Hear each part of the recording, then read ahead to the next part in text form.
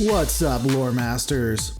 This is the third video in a two-part series on Starfleet shuttles. Check in the top right-hand corner to watch the series from the beginning. You'll be doing yourself a favor. With that out of the way, let's just get into it. The Arrow Wing, whoops, sorry, Arrow Shuttle, wouldn't want to get hit with a copyright strike there.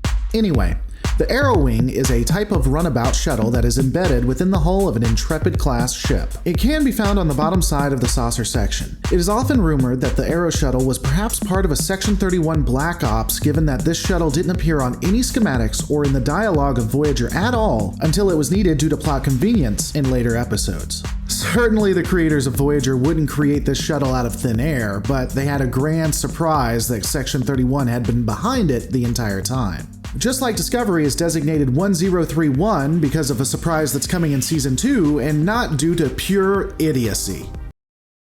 The Argo-type shuttle is a 24th century vehicle designed with fold-down wings that are utilized for atmospheric maneuverability. It additionally has an all-terrain buggy within its cargo bay. The buggy can hold up to 3 occupants. The buggy makes absolutely no sense in a world where you can use shuttlecraft and scanners that can look over an entire planet, but hey, what do I know? Additionally, the Argo-type can be remotely controlled. The shuttle has recessed nacelles built into the shuttle itself, allowing for warp capability, though we don't know how fast the ship can go at warp. The Aqua Shuttle is proof that no god exists. Aqua Shuttles were multi-purpose vessels designed for traveling through space, planetary atmospheres, on water, and capable of being submerged underwater. They additionally sported dual forward and aft phaser emitters. They were one of the few shuttles to also have gelato machines from what I've read. The shuttle could hold at least 2 pilots with more crew if required. The Captain's Yacht is a shuttle variant available on some starships. It is generally located at the bottom of the vessel's saucer section and is widely believed to be utilized for diplomatic missions. We don't know much more about the Alpha Cannon, though Beta Cannon resources state that the yacht had 2 modest staterooms, flight crew bunks, engineering access, and galleys. The Chaff, or Chaffee in the Latin, type shuttle pod was specifically designed for use in Defiant-class starships. It included a small cockpit suitable for up to 2 people. Unlike other Starfleet vessels, this ship was specifically powered by impulse engines and did not utilize antimatter. The shuttle has shields but no offensive weapons. The Class F was the standard shuttle utilized aboard all Constitution-class starships. The Constitution would generally be deployed with 4 of these type of shuttles. The Class F could sit up to 7 people comfortably, with the cockpit accommodating 2 pilots and then the passengers behind. It had controls in front of both pilots with a main computer console between the two. The ship was constructed with duranium and utilized ion engines that were powered via a matter-antimatter reaction. The shuttle was 24 feet long with at least 2 to 3 different sections. It included the cockpit, a seating area, and an area where all of the components for the shuttle existed itself. The vessel is unique in that it is one of the only shuttles to generally operate with only instruments, meaning that there generally weren't windows they could look out of. The 3 windows in front were rarely utilized and not seen due to blast shutters.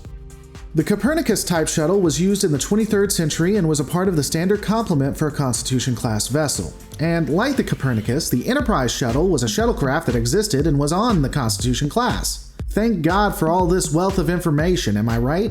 The Galileo-type shuttlecraft was in operation during the 23rd and 24th centuries and may be a precursor to the Type 5 shuttle, having 2 nacelles on the ventral sides with 2 impulse engines facing aft. There were additional RCS thrusters located on multiple sides of this shuttle. It had 2 wings that don't appear to really have any use and a large window facing forward as the only way to see out. Future versions would have windows added to either side of the cockpit. Additionally, the shuttle would have the landing lights on the bottom of the ship. Because let me tell you, those landing lights look like they'd help out a lot.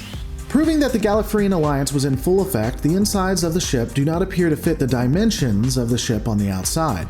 The shuttle would have a cockpit for 2 pilots, having the standard configuration of consoles in front of each pilot and a computer in between them. It would additionally have a cabin that allowed for at least 7 or more passengers, including weapons lockers that were sparsed throughout the shuttle. The Federation orbital shuttlecraft was a short-range craft utilized at least on Earth space dock and possibly in other space stations and on other planets. The shuttle could carry 2 pilots and seemed to be utilized for transportation with no offensive or defensive weapons. The SPT-21 type shuttlecraft is a vessel utilized during the early to late 2250s and was mainly for transportation and scientific research. The shuttle had a cockpit for 2 pilots along with a cabin area for multiple passengers. And as stated before, the cockpit would have the standard controls with the middle console splitting the 2. The The shuttle was split into at least 3 sections, with one being for the passengers, one being for cargo, and the shuttle could be both entered and exited from the back. The travel pod is one of the most stupid things I've ever seen. It is a small Federation shuttle pod that you stand in and it takes you from one place to the other. And that's all the thing does. The Wave Rider was an atmospheric shuttlecraft built as a part of the Nova-class starship. This shuttle was located in the ventral side of the primary hull. The ship would be designed generally for planetary atmospheres, but could still be used as a runabout, having both impulse and warp speeds. The SC-4 shuttle was utilized by Starfleet Command in an alternate history 24th century. The shuttle was equipped with anti-Borg technology, including ablative armor, transphasic torpedoes, and stealth technology. The ship would also have the standard shielding and a neural interface with synaptic transceivers. We don't know if this shuttle was ever conceived in the Prime timeline after the changes made by Janeway.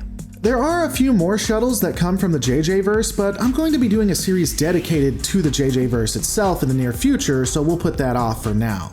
In any case, these are shuttles of the Federation, and they're shuttles. Fantastic. Yay! I get to make a video.